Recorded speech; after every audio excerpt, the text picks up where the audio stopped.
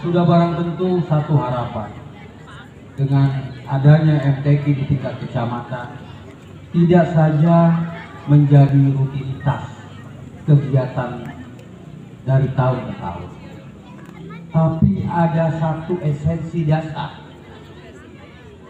ada nilai yang bisa dilahirkan dari setiap event MTQ dari tahun ke tahun, dari tema melahirkan masyarakat yang religi dan berakhlakul karimah.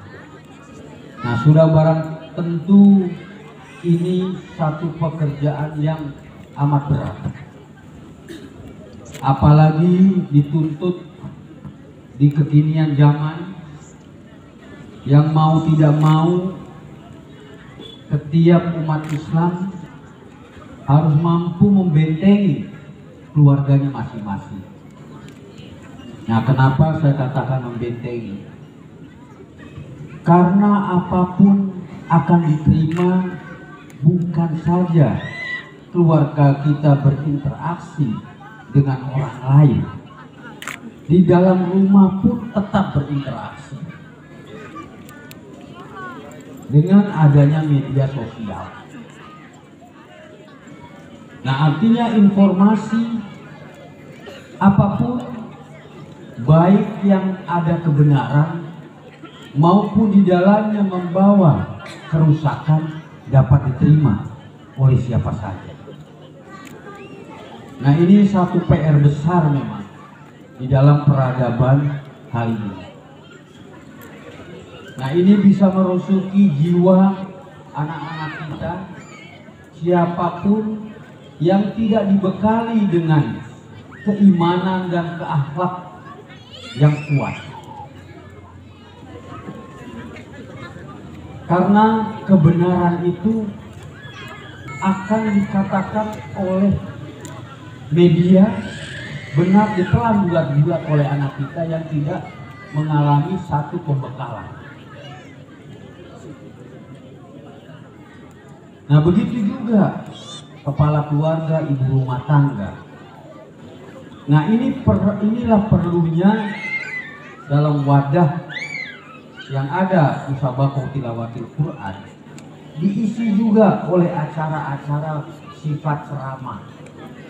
Saya menghimbau seperti itu nanti. Diisi oleh event-event ada ceramah. Jadi tidak sekedar diisi oleh acara-acara qasidah rabana. Ya, setuju ya? Nanti bisa ditawarkan seperti itu. Kenapa ini menurut saya sangat perlu? Jadi esensinya tidak saja anak kita mampu melantunkan ayat-ayat Al-Quran, nah tapi bisa mengerti tentang maknanya. Karena jarang sekali orang bisa mengetahui maknanya yang dikatakan dilantunkan oleh dalam ayat-ayat tersebut. Nah, ini betapa pentingnya apabila ya, para ustadz kita mampu menerjemahkan itu di tengah-tengah masyarakat kita, baik dalam teks maupun konteks lahirnya ayat tersebut. Nah, ini sangat penting, ingin saya sampaikan di MTQ. Nah, mengingat banyak sekali yang kita bicarakan, yang kita bahas di dunia pendidikan, selalu dipersalahkan di dalam hasil pendidikan, baik edukasi anak kita, itu selalu dipersalahkan adalah dunia pendidikan. Karena pendidikan sesungguhnya adalah di dalam rumah tangga. Pendidikan yang paling berarti adalah di dalam rumah tangga. Bukan kita serahkan kepada guru ataupun ustadz. Nah, kehidupan yang ada di dalam keluarga inilah yang memberi warna terhadap anak-anak kita, keluarga kita, yang akan dibawa oleh mereka di dalam kehidupannya di kemudian hari. Nah, ini kita bisa rasakan sendiri, kita bisa rasakan sebagai kepala rumah tangga, ibu dan lain-lainnya. Nah, ini kita bisa rasakan secara empirik pengalaman kita masing-masing. Nah, saya juga menghimbau dengan keberadaan ya, baik lembaga pendidikan kita, tokoh masyarakat, tokoh agama kita.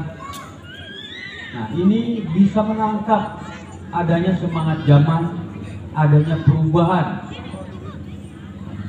dunia tentang media sosial seperti ini. Nah, mampu ditangkap efek negatif dan positifnya. Memang tanpa sadar bahwa anak kita akan melek tentang teknologi, dihadapkan proses pembelajaran tentang teknologi, tapi kita tidak mampu memprotektifnya karena ada jarak antara anak kita dengan kita sendiri. Nah, banyak orang tua yang tidak bisa mengakses di Facebook, tidak bisa mengakses di medsos dan lain-lainnya, tapi anak kita dengan gampangnya membuka itu semua. Nah, jangan disalahkan kalau cakrawala pemikiran anak kita begitu lompat. Seharusnya di usia dini, usia yang belia, dia setelah mengetahui hal-hal yang di luar kemampuannya. Nah, inilah langkah-langkah yang harus kita bekali. Dibekali anak kita dengan keimanan, dengan akhlak yang kuat, sehingga bisa membentengi perilaku anak-anak kita sendiri. Saya bisa rasakan, ya, di zaman yang ini semua bisa rasakan. Dulu kita tidak ada yang namanya terjadi fitnah secara massal. Hari ini orang berani gibah secara massal. Coba kita pertanggungjawabkan diri kita kepada Sang Halik. Kira-kira seperti apa cara kita minta maafnya? Membuka aib orang kepada orang yang jumlahnya ratusan ribu, puluhan ribu. Satu orang aja kita akan dipertanggungjawabkan di mata Allah Subhanahu wa Ta'ala. Apalagi membuka aib seseorang yang jumlahnya puluhan ribu. Dan sudah itu ikut andil di dalamnya, mengamini lagi. Oke, like, I love you. Coba.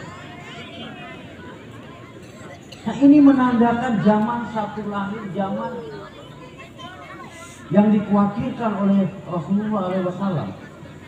Akan lahir satu zaman yang timbul fitnah. Nah, ini yang harus kita hadapkan anak-anak kita semua, sehingga kita mampu membentengi anak-anak kita. Saya terus terang saja, saya tidak punya Facebook. Bukan saya anti terhadap kemajuan peradaban, bukan. Dari dulu saya tidak menginginkan adanya Facebook, karena bagi saya itu hal yang mubazir bagi saya. Tapi kalau Google saya perlu untuk ilmu,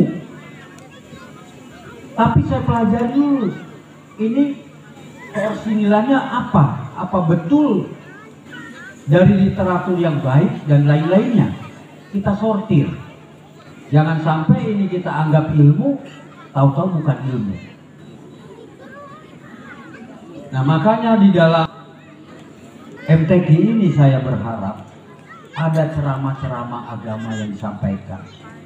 Saya yakin dan percaya betul banyak tokoh alim ulama di kita yang mumpuni, yang mampu memberikan satu pencerahan kepada masyarakat Kota Bima.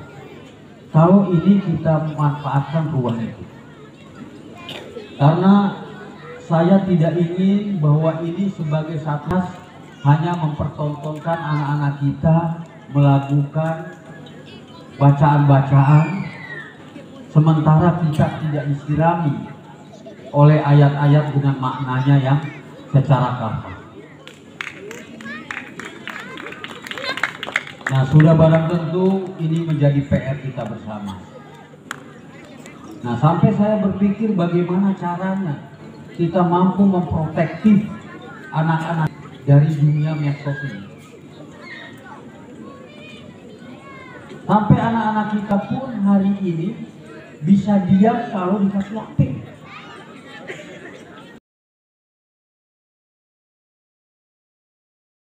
Nonton saja Instagram.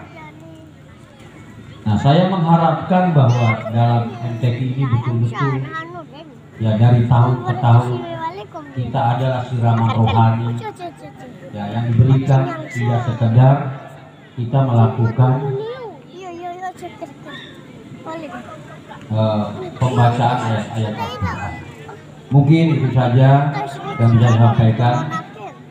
Demikian akhiru kalam, wallahu muwaffiq ila thoriq. Wassalamualaikum warahmatullahi wabarakatuh.